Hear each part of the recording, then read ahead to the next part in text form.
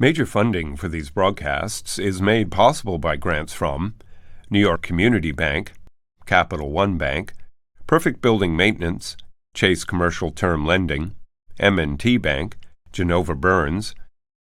Additional support is provided by AKA Hotels, Corman Communities, Aerial Property Advisors, AVR Realty Company, Bank of America Merrill Lynch, Bank Leumi USA, Briarwood Organization, CBRE, Citizens Bank, Collins Building Services, Connect One Bank, CPEX Real Estate Services, Cushman & Wakefield, DDG, Dime Savings Bank of Williamsburg, Douglaston Development, Levine Builders, Fisher Brothers, First Nationwide Title Agency, Flushing Bank, Friedman, Handler Real Estate Organization, HAP Investments, Investors Bank, James D. Kuhn Real Estate Center at Syracuse University, Kilroy Architectural Windows, New York's Window Company, Madison Realty Capital, Matone Group, Mercantile Commerce Bank, Meridian Capital Group, New Banks, Optimum Window Manufacturing Corp., People's United Bank, Rosewood Realty Group, SJP Properties, Sterling National Bank, Stonehenge Partners, TD Bank, Terra CRG, The Continuum Company, the Moynihan Group, and These Friends.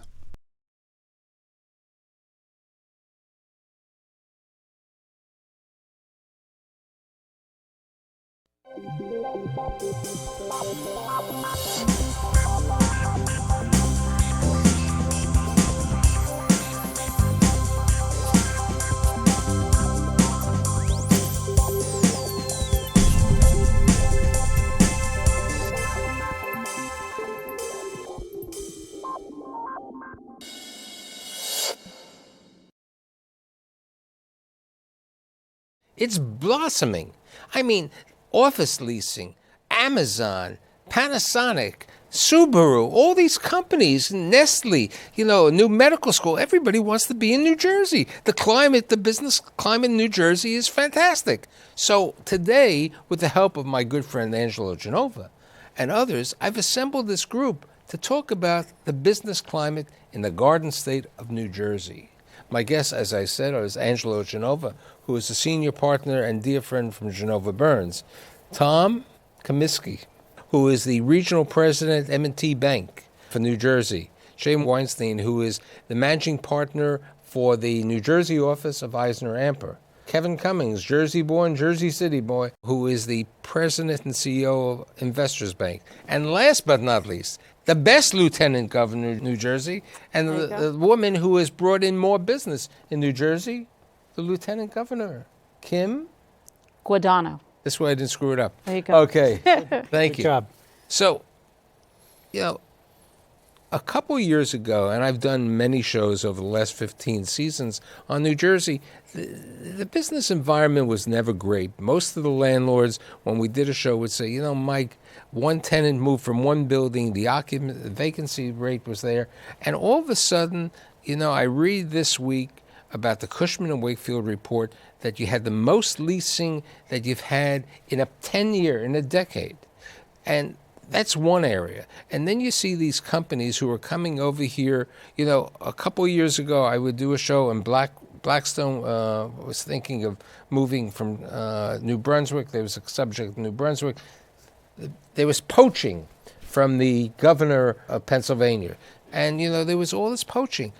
What has attracted and what has created this impetus for businesses and people to want to be in New Jersey? Kim? So you want to start with me? Hey, you're sitting next to me. I'll pick on them in a second. I'm good with that. I'm fine. In the last 6 years, we've created 2,250 jobs, and I've worked really hard to make sure that people understood we cut regulations about a third from the last governor. We cut business taxes about $2.3 billion in the last 5 years. I think we're in the fifth year of a rotation of that coming in. But I think the biggest answer to your question is we're hungry. I don't mind going into New York and telling New York that the view of Manhattan. You are a poacher. I am a poacher. They've been poaching from us for years. I have no problems with that. But let's look at it in a different manner. Here's a person, my friend Kevin, was a CPA, partner at a great accounting firm, and he took a sleepy little bank that was sleeping, literally sleeping, didn't know even what to make a loan. They made residential loans over there.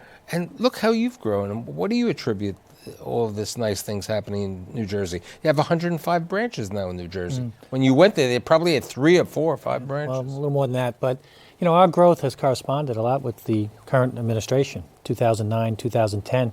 And with the financial crisis, it was a great opportunity for us because we had a lot of capital. We did our IPO in 2005, and we were there lending during that crisis. But you could have gone over to the other side, the dark side called New York. You could have gone into Pennsylvania, okay, like they were, Tom and M&T. Why did you think that you wanted to do more business in New Jersey? Well, our aspiration, in the marketplace was to be the largest bank headquartered in New Jersey. And thanks to Tom acquiring Hudson City, we're currently the largest bank now headquartered in New Jersey. Mm-hmm. Our roots are there. We're the largest, the third largest regional bank in the metropolitan area. And the opportunity in New Jersey, in the metropolitan area, it's the best place to be in business in the world. It has the highest per capita income. It has great education, great transportation, great logistics, and it's really the best place in the world to do business. Jay, Eisner Amper has grown, I think, I was reading you, the 14th largest accounting firm. Approximately over here. Where are your clients? Who's coming into New Jersey to a good accounting firm like yours? That's a great question. I think where we focused our growth was on New Jersey's strengths. So life sciences, for instance, pharmaceutical. Big part of our growth corresponded with the growth in the pharma industry. Technology, software companies. These are great areas of growth for the state. Mm-hmm. There's some great tax incentives for those types of companies. They can sell their early net operating losses. They can sell some other credits. We've rode that and focused our energies on areas of growth. And we've been with regard to that, I know Angelo's firm does this. One of the biggest things when companies are thinking of relocating to New Jersey or looking at the opportunities, in the same way that Goya went over there, right. And other companies, is that they look, and you have a great website because I did the research and I saw all the incentives and a variety of programs.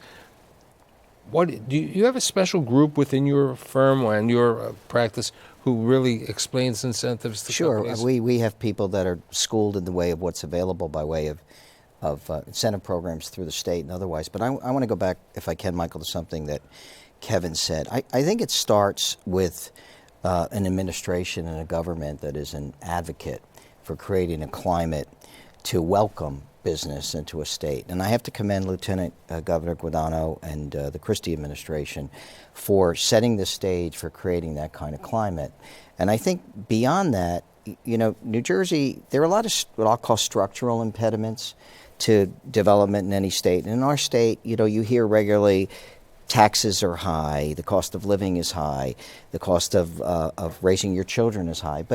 But those very things also, in some respects, I think become assets because let's start with its diversity. We live in a global economy. People from throughout the world want to live in an environment where they look around and see people that look like them and share their cultures. And we have in our diversity a welcoming environment to global interests that want to do business in the United States. The fact that we're proximate to New York, we could talk about competition or not, but we leverage New York. People want to live near New York as a cultural center. When I look at who wants to do business in New Jersey, it really starts with where do I want to live? What kind of people do I want to live with? What kind of services are available to me on a local basis? And what kind of services and education is available to my children? And I think that's at the core and how someone like me in a service business starts the conversation. I've seen the growth in our business, particularly in the global economy. We have seen a great number of Chinese-based organizations that want to do business in New Jersey that we represent that are developing in Jersey City and other places. So I think there's a lot to be said for our environment and our climate that contributes to the very things that we're all talking about here. Tom, you've been with M&T since 2003.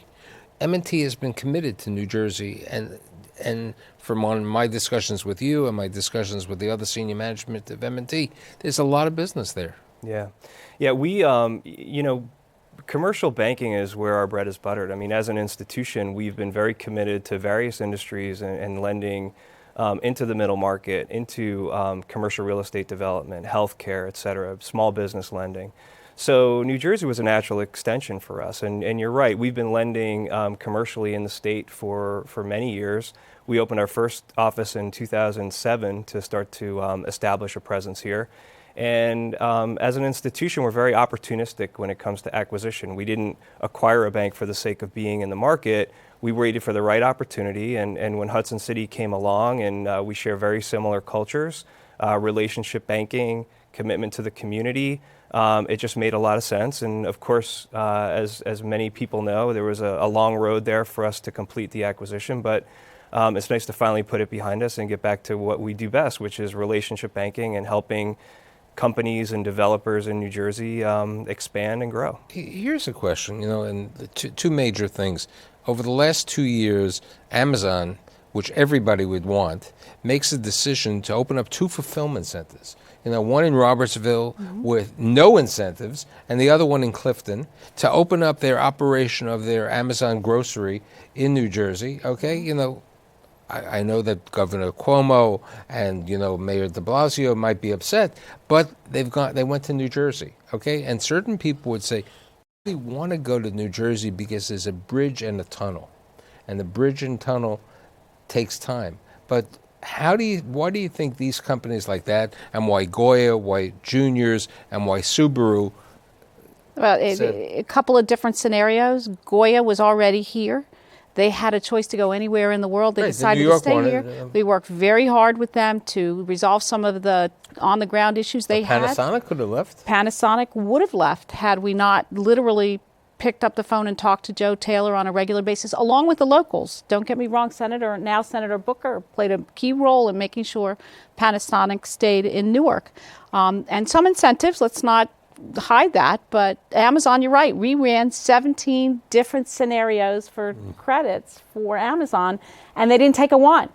That tells you 2 things. First, I'll do anything to keep a company in New Jersey or bring a company to New Jersey. That's appropriate, of course. And also, they see we're hungry.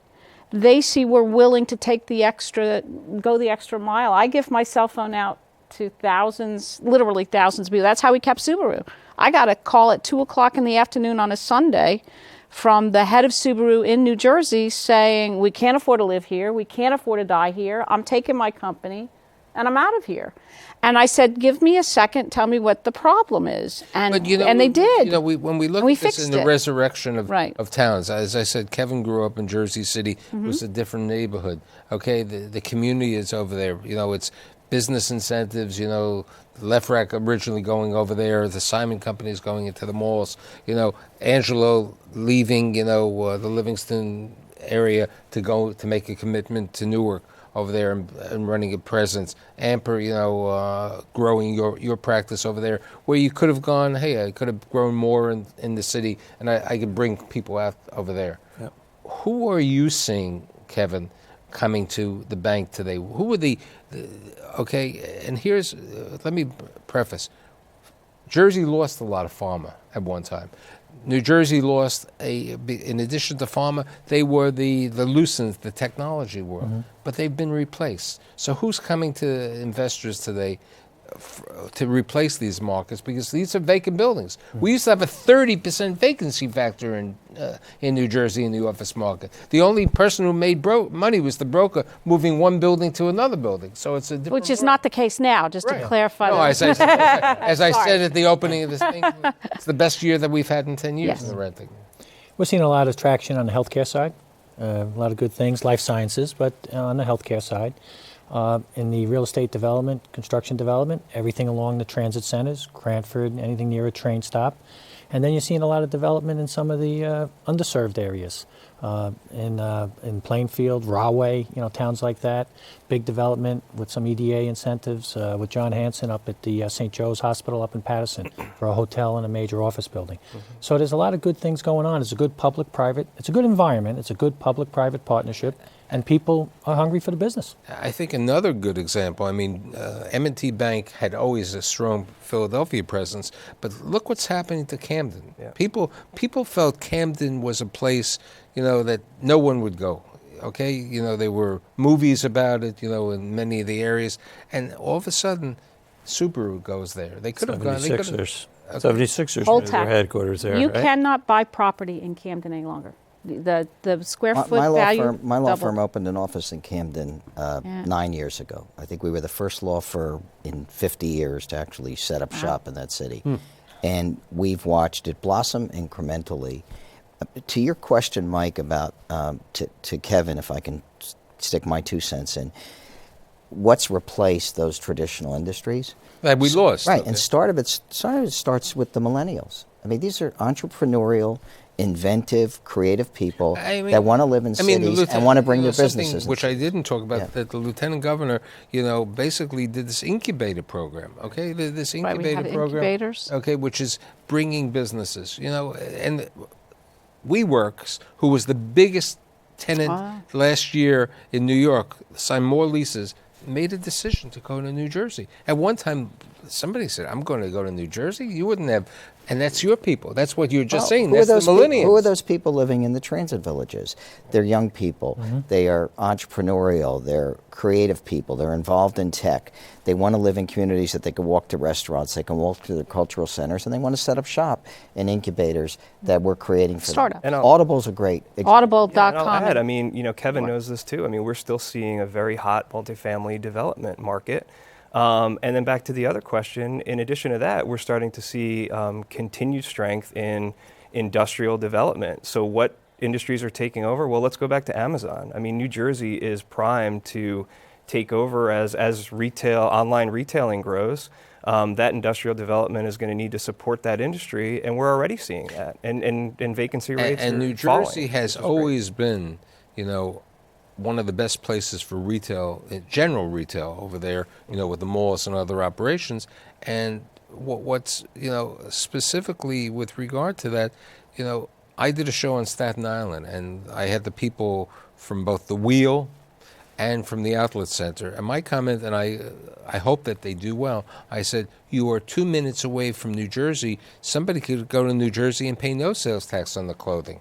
So I said, how are you going to do it? You know, but part of the situation is the incentives that the governor and the lieutenant governor have kept the sales tax off clothing. It's a very big thing because people go over there and they move this into the situation. Tom pushed a button.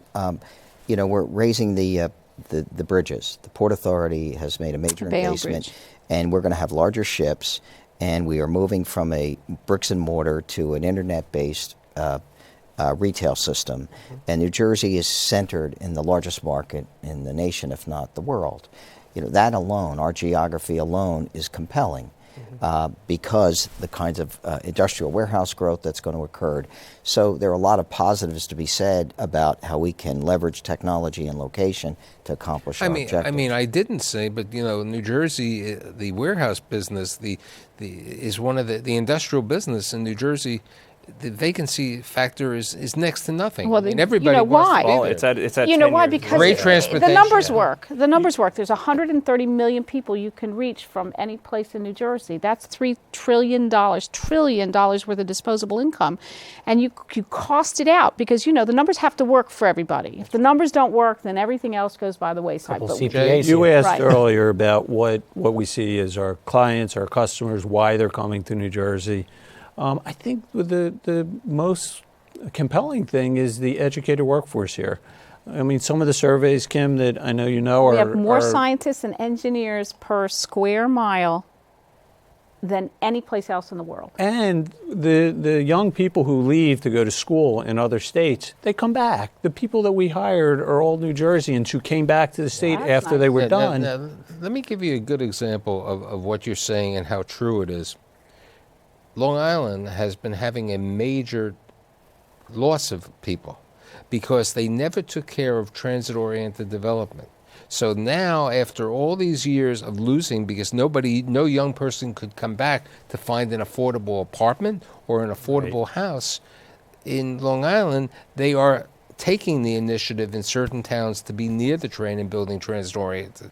You take New Jersey, you take Morristown, you Hoboken. take Cranford, Hoboken. They name So them. Kids you know Every what? love town, being there. right. Love it. As you know, I think, Kevin, we were talking, it is the sixth borough in many people, okay? Great. This the proximity, it. the rent, the opportunities are there, Rents are cheaper. The rents are cheaper. The office rents are over there. And I'll give you another phenomenon that people don't realize, because when we do shows on construction in New Jersey is much less expensive than construction in Yeah. New York. Oh, my God. And I say, isn't it the same materials? They say the labor is less expensive. We're able to The pour more access. floor. We're able to pour more floors at a certain time. Yep. We have better access. We have this opportunity. So I think as I would say, there are certain hidden gems that people don't realize. And I've seen because I remember when the accounting firms were leaving New Jersey.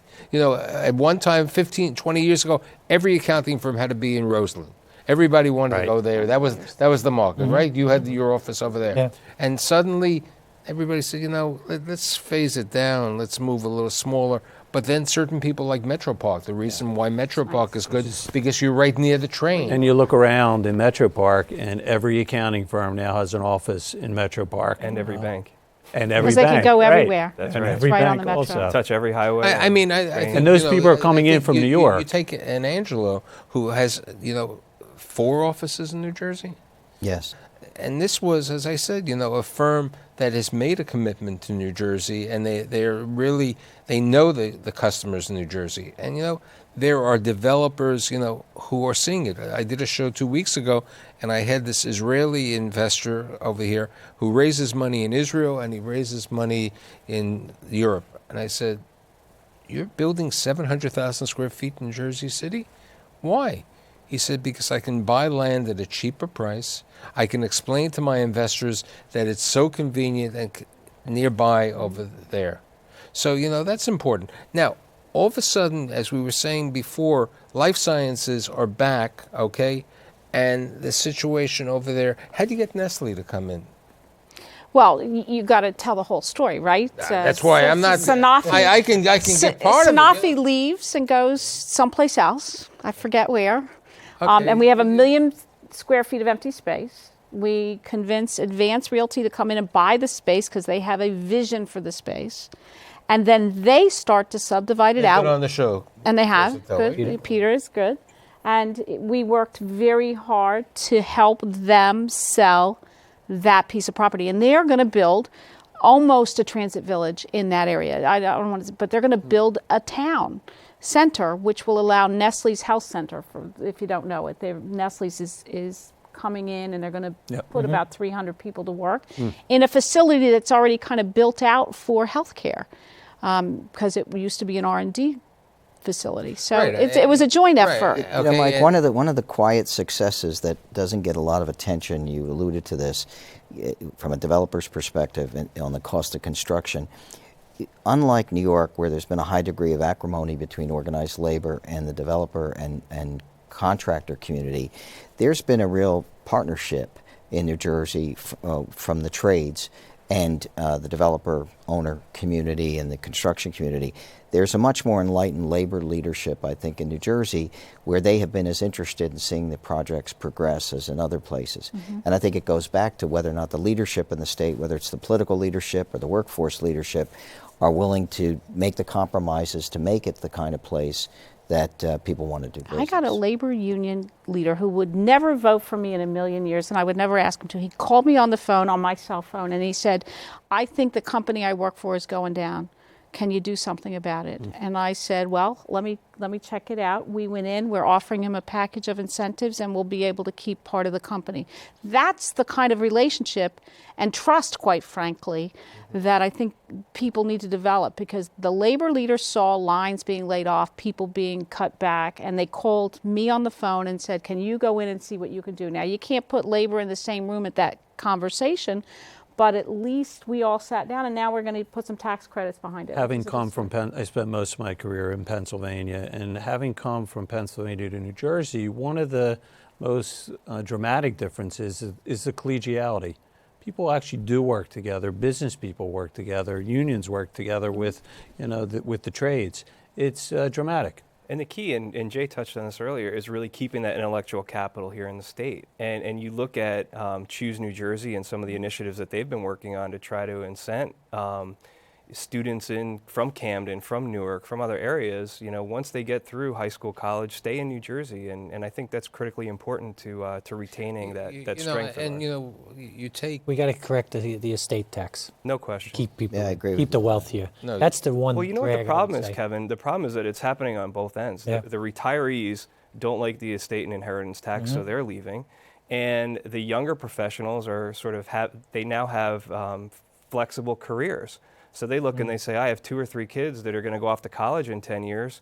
Why am I working in New Jersey when I can pay a lower tax rate in another state? And unfortunately, that's something that is very difficult to work on, but has to be done. One thing that's happened in New Jersey over the years is New Jersey is probably more senior living residences, or over 55 Aging residences, population. age population, and people like that, okay? And it's done well because it's convenience. This way, families prefer to be in Monroe, New Jersey, or Morristown, as opposed to Florida when their family gets older, because it's more convenient in the community over there. The estate tax, though, is a real issue. I polled several of our partners, and actually the New Jersey CPA But Society sent it's a really a study. middle class issue, isn't it? Because the rich people can actually leave.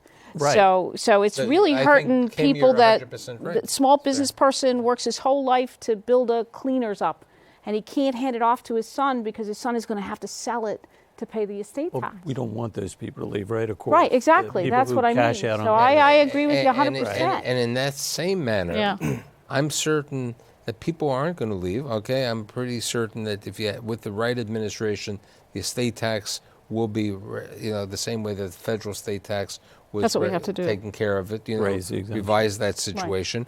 I think with the incentive programs, the incubator programs, with the reutilization of places like the Lucent facility, the Santa Flo relationship, even some of the Mack-Cali buildings, which are suburbanite, which are going to be changed to residential, that they're working on, and the transit-oriented development and the dynamic leadership, I think New Jersey is just going to have blossoming stronger and stronger each and every day.